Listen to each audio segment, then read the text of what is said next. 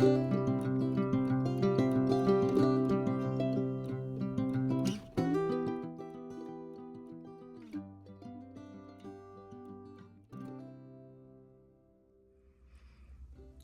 everyone, I hope you're having a great day. Today's video I'm going to show you a design that I've had in my sketchbook and I've wanted to sew for quite some time.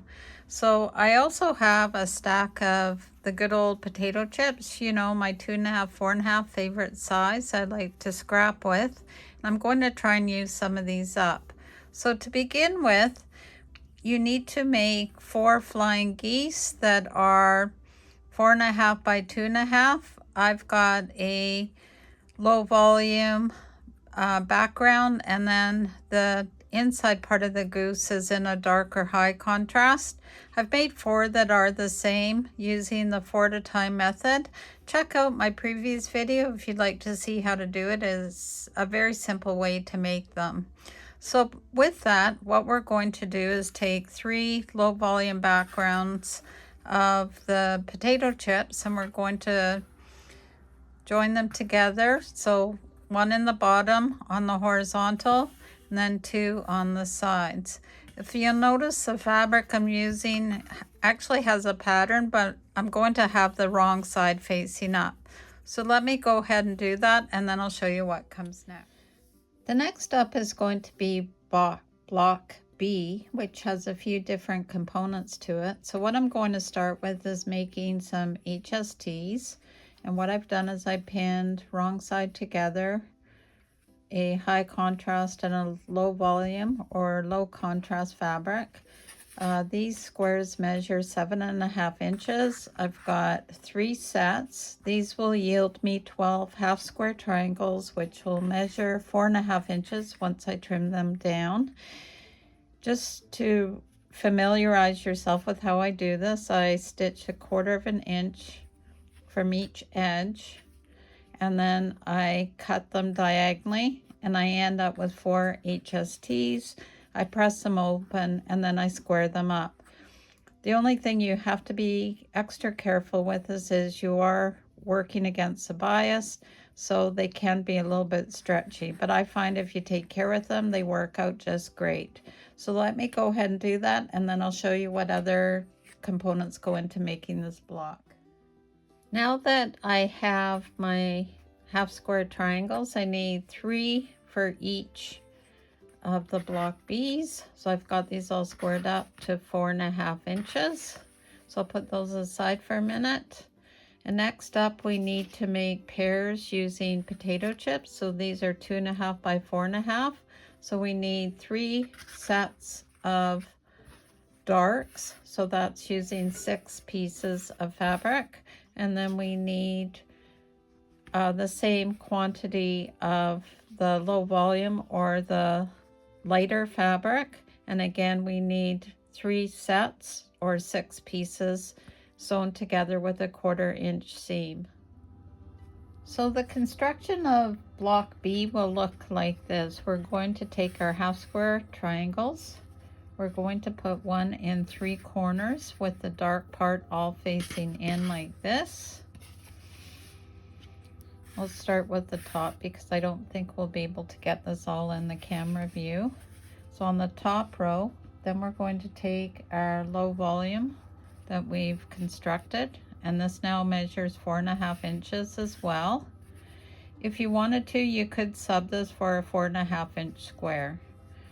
So then the center row is going to be another set of volume, and then another set of volume.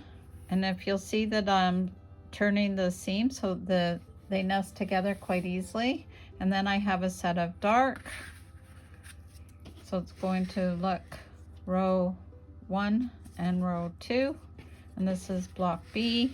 And then the bottom part is going to be another half square triangle, the dark facing up, so the seams are vertically, and then another dark, I'll do it this way, horizontally.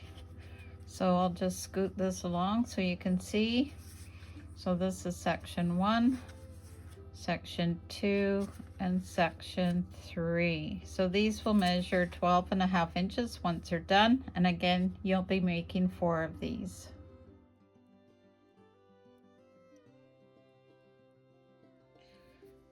So I'm just showing you the block B's are put together. You'll notice that these are just randomly placed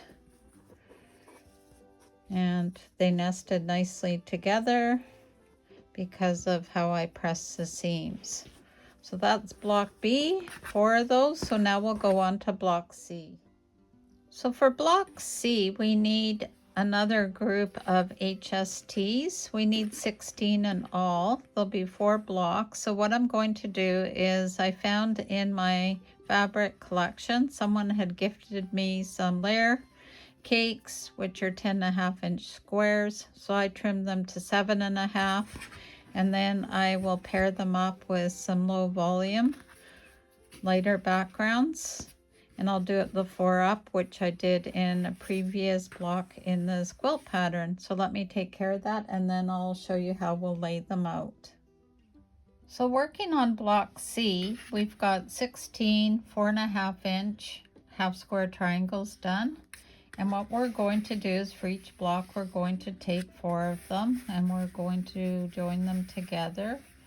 Center 1/4-inch seam, with the dark side pointing towards the center like this, and then we will join these ones on the bottom so we have a big V. So I'm going to go ahead and do that. Again, 1/4-inch seam.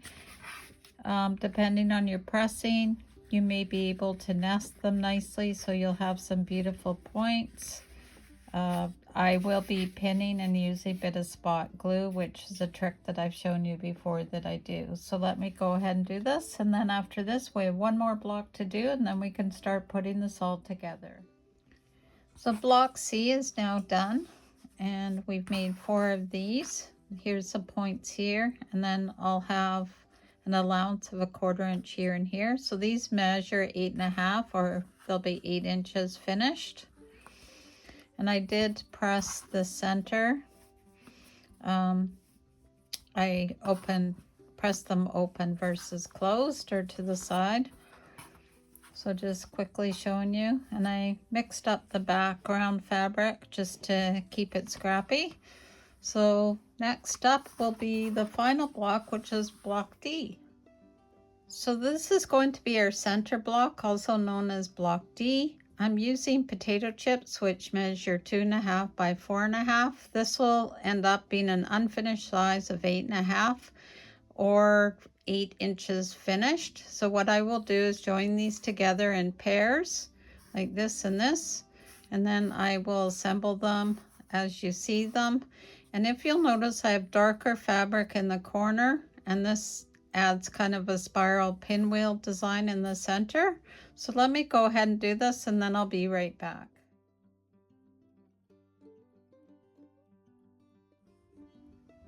Now that we have the individual blocks pieced together, we're now going to join them together. So the first step is to take, if you'll remember, this is block A. We did it in the very beginning, and we're going to join it together with the 1/4-inch seam with a C.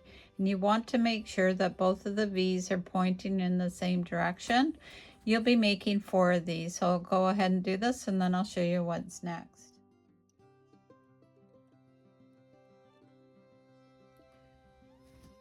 Okay, so taking 2 of the A blocks that you just joined together, we're going to now take 2 of those units and join them with block D, which will serve as our center. And as a reminder, these are the 8 potato chips that we joined together. And what you're going to do is piece them together so that the arrows are facing on the inside, and this will actually be the center of the quilt. So the middle row is now sewn together, and these are the top and the 3rd row. So what you're going to do is take this constructed block, and you want to make sure that these points are all pointing towards the center. And then you've got this section where we did the potato chips in the high contrast. So you're going to join it with one of these center units, again with this part pointing down. And then you're going to add another one of these units with these center half square triangles pointing towards the center. So once it's all together, you're going to have two seams, one here and one here, and you're going to do one more of these for the third row. So once I've got these done, we will join the 3 rows together and I'll show you what it looks like. These are the 3 rows that have been put together just to show you how they are orientated and how the 4 center arrows are all pointing towards the center. If you've done that, you know you have it right. So I'm just going to finish those last 2 seams, joining them all together, and then I'll do a picture and then we're all done. Thank you for following along with this supersized block pattern. It does measure 32 inches square. I am going to eventually add some borders to it to upsize it to 36 or 40 inches, and I might actually add some borders to make it a vertical format. Let me know what you think about this, whether you liked it or not, or if there's patterns you'd like me to do. Please comment, share, like, and all that fun stuff. Until next time, sew safely and sew with Debee. Bye for now.